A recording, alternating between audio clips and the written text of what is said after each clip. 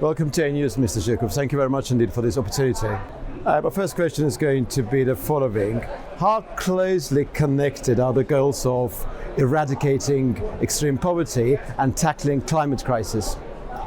These issues are very, very closely interconnected, and I'll tell you why. It's typically that the poor people who rely on natural resources such as forestry, fishery, agriculture, on their livelihoods. And these exactly the sectors that get affected most directly and most quickly by climate change. In addition, poor people have less means to access technology or financial resources to deal with the impact of the climate change. Thus, this issue has to be considered together. We cannot eradicate poverty without tackling climate change. And if we look at our Central and West Asia region, we are particularly susceptible to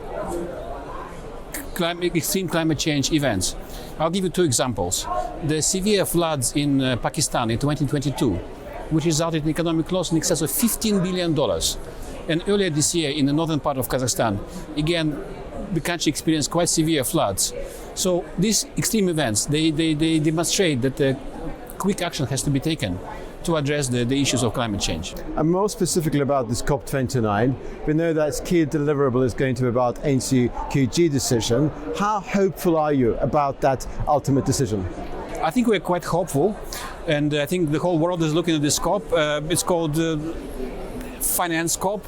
So people do see that there are efforts being made to transit from the talking about dealing with climate change to actually dealing with the climate change aftermath and its consequences. So it is very important that the countries and the international financial institutions step up the efforts to provide additional finance to deal with the issues of climate change.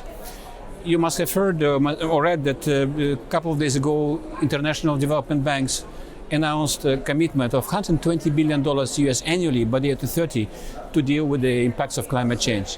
And again, I'll try to bring it to our region, Central and West Asia. At this COP, we launched several initiatives to increase the climate change finance for the region. I just came back from the launch of what we call Glaciers to Farms initiative, which is joint work between ADB and the Green Climate Fund. Under this program, we will raise over the next 7 years $3.5 billion US to help adjust agriculture to the impacts of climate change, to make it more robust to the impacts of climate change.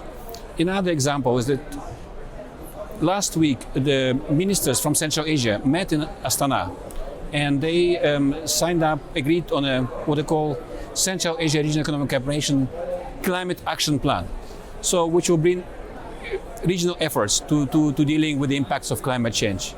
Furthermore, we also launched just today a project preparatory fund to come up with a number of bankable projects on the regional level, which will help our region to deal with the climate change. I'm so grateful to you. Thank you very much indeed. Thank you.